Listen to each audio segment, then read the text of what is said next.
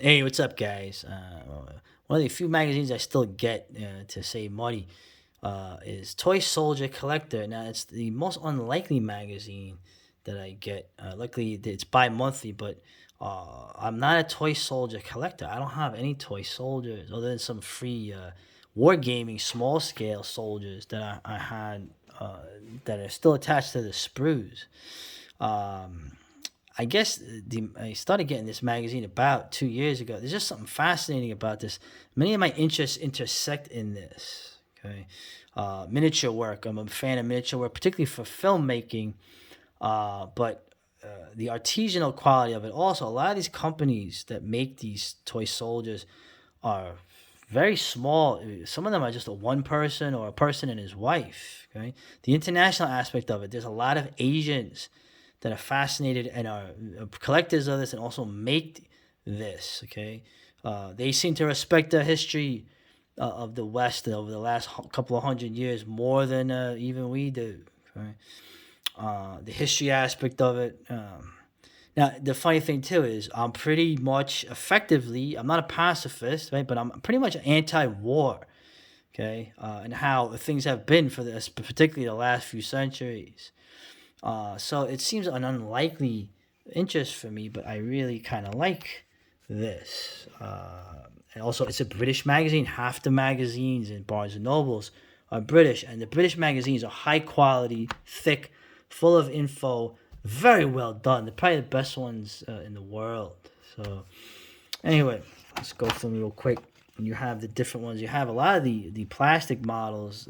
Plastic is more popular now as time goes on. The 3D printing, a lot of this stuff is designed, I think, with software. But then you have stuff like this. You have these super realistic models here. And of course, the most popular, whether it's wargaming, model making, or this stuff, these chaps are always the number one subject. Okay. Uh, Amazing. Despite all the propaganda, everyone knows that these dudes were the best soldiers of the 20th century. Their stuff looked the best too, from an aesthetic point of view. And of course, one last thing, of course, in the hindsight of everything, ah, this is a hobby like those other ones I mentioned that are going to be probably dying off in the next decade or so. Okay, they might survive in Asia, like I had, the one I looked through here, but yeah, a lot of this stuff is going to go away demographically. Ironically, because of the very wars that these things are replicas of. The men in those wars who were killed before they could have children, the dysgenic effects, and just the cultural ennui that these damn wars have done. So it's interesting that I have an interest in this. Oh, look at this. Winston Churchill. You were given a choice between war and dishonor. You chose dishonor, and now you have war. Well, then you should be happy, Mr. Churchill, because that's what you wanted, right? So, yeah, I always rip on Chamberlain. It's like 900,000 dead British soldiers in the First War. You kind of don't want another war to happen, okay? The British people and the American people didn't want to have another war, since it was their people dying. So, not to mention the areas that you want to fight them over is in their sphere of influence. But hey, you know how that goes. Speaking of spheres, places that aren't your business. Yeah, I can't understand why these zipperheads don't want to help us. Yeah, I can't imagine why they don't want to help you. Uh-oh. Uh, nah, I'm alright. I'm not. I'm actually having fun. Like an example of why this may survive in China. I mean, the Chinese companies are making more high quality models to rival even the Japanese. But you have a lot of toy soldier collector. Toy soldier collectors in China. Makes sense. So this guy here, Shunhua, right? Miniature of Shanghai, China, the New York of China. But I thought it's funny. The proprietor's Chinese name is reflected in the brand name, but he prefers to go by his English name, Nicolas Cage. Chosen to honor the American actor. Yeah, I figured. I wonder if did he ask Mr. Cage if he could do that. So I think that's hilarious. Although there's always in the news every year. There's always some Chinese guy somewhere that wants to take his Western name to be what is it? There's a certain name they always want to pick. And everyone's like, oh, you can't do that. And they always wonder why. Here's the funny thing. The rest of the world looks at even the past history of the last 80 years. They look at it a little differently than we do. I don't know. Call me nuts. And still, a lot of the popular topic and get subject matter again are these boy guys. So they're going through like right here, like yes, I'm biased. Okay, I'm biased. It's my blood, and these guys. Look at these. You know they're not going. They know they're not going. You know, and they know they're not going to win, but they're going to put a hurting on whoever they're fighting. Yeah. Going through. And this is cool here. They had something on the Battle of Fallen Timbers. Mad Anthony Wayne. Right, when the Eastern Woodland Indians finally got. That was it for them after this. So. You say, oh, good, but you know how you know me. I seem to side with the losers all the time, unless it's the Spanish Civil War. And there's a guy. There's his company. There's his seal. My fiance, when I met her because she was drawing a comic, and she actually made her name into one of these old school Chinese seals. I remember that. And look at that. These are like the high quality reproductions. Now the different styles, like these are like the wargaming style toy soldiers. I'm not a huge fan of those. If I ever bought any toy soldiers or anything, it would be like these styles. They're pewter, hand painted, glossy, kind of non-realistic looking toy soldiers. But these are how the actual toy soldiers from the 19th century and the early 20th century looked. So there's something about them looking not quite realistic, but sort of realistic that I like more than, let's say, this wargaming stuff. But it's just preference. This is cool too. The Civ figures. Who are the Civ? I have no idea. Okay, and the Boer War, the City of London Imperial Volunteers. Can you imagine? It's interesting. And you got, of course, the Kingdom of Napoli. Right? Their skirmishers, their light infantry, the Voltigeurs, right? Elite skirmishers. Right? And you got the Prussians, Frederick the Great, 7-Year War, right? And it is, and like I said, this is the style I like. It's like the old style, and this is cool. If I actually ever buy any of these, this company, which is really one bloke, one guy, hand making these out of pewter and hand painting them, London Gothic Collectibles. They actually have a lot of monsters, like creatures. They have like the Dracula, the werewolf, Frankenstein. They also have like specific British monsters, Jack the Ripper, the Highgate Vampire, if you're familiar with that story, Spring Heel Jack. And it's cool. They have this here. That's supposed to be the animals, right? Fucking dude, the animals and the Kinks, bro. The animals and the Kinks. Those British invasion bands were way better than the Beatles and the Rolling Stones. Straight up, man. Come on. So. But this guy makes a lot of like. I wonder if this guy was a goth in London in the 70s. Can you imagine? That would have been. In a past life, I wish I would have been that. But I was born, in the early 70s, so that's impossible. Yeah, the 7 Years War, man. Right, the first global war.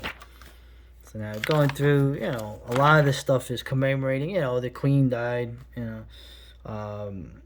have different. The British Empire, was the enemy of a lot of my blood, but at the same time, you always had to respect the British, man. And the traditions. Looking at this, you always had to respect the British Empire, at least as opponents.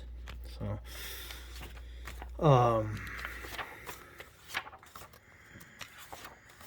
yeah, you get the. Here, all right, here. Okay, now I'm gonna get a little more controversial. I looked at this. I said, "What the hell is this?" January 6th insurrection souvenir. Oh, this guy must be taking the piss, right? Oh, but he's not. You actually go on this guy's site. This guy here, you'll see that he just, he's I don't recommend getting anything from this guy. So he's just got he's from California. It's amazing. It's totally amazing. Which guy? These guys is a Fed. Anyway. Oh, this is cool. The 3-inch anti-tank gun. These poor bastards. These guys had. If you were in the anti-tank things and the tank destroyer divisions, I guess if they didn't like you, you got to be these guys. And this is cool, from here, right? Look at this, a vintage 1920s German-made Alexander the Great box set. Okay, obviously this is when they got to India and they were fighting the elephants. Look at that, man. I mean, the British are the best known for making the toy soldiers, but so are the Germans. They used to make paper soldiers, too. That's a whole other topic. Okay? Oh, man, the Macedonian Phalanx, man. Here we go. We're gonna and look at this. Oh, it's Flammenwerfer, right? The sinister-looking German flamethrower operator. Sinister, comrade, let's get him, comrade. I'm rooting for my brothers. Right. Speaking of more people I respect, and wait, you're anti-war, but you like the Mongols, right? This is cool, and this is done in that style I like. This is the toy soldier style, like the glossy style. Look at the Mongols. Right? Go to a Mongolian and tell him that he should apologize or feel guilt over Temujin. That guy will kick your ass, and I might help him, or at the very least watch and laugh and drink a beer, man. And these people, the largest land empire in history, were these people, man. So. And look at this. Now, if I could pull it off somehow, if I could still pull off, if I had a son, he's playing with this. And this is cool. This is a pre-World War II 88mm cannon toy. Okay, with the thing when it was considered more of an anti-aircraft gun until they figured out that you could lower this and knock the shit out of any tank in front of you. So I like that. It was a child's toy, yeah. So your children should be playing with the German military. Just rounding it out. Look, I like this. You got the who's that? Oh, that's the Spanish Civil War, but that's the Republican. But that's the Carlists I was telling you about with the red berets. You would think this guy was the commie, but he's not. And it's funny too. A lot of the toy soldiers discussion. There's always an older collector. Frequently, who are not childless, who don't know what to do with their collections because the kids don't want them. Right? I guess I tell the kid to sell them, and make money. But interesting. So like I said, I'm not really a collector. So also, Ukraine makes a lot of these models and these figures, of course. And in the model magazine, man, they're really shilling for the. Now, I'm not gonna say the Ukrainians. They're being used as cannon fodder by another country. With their criminal government as they go between. It's just interesting where they go with this, but they don't do that here. Yeah, disgraceful. So, I just, end the war. I know I sound like a hippie, right?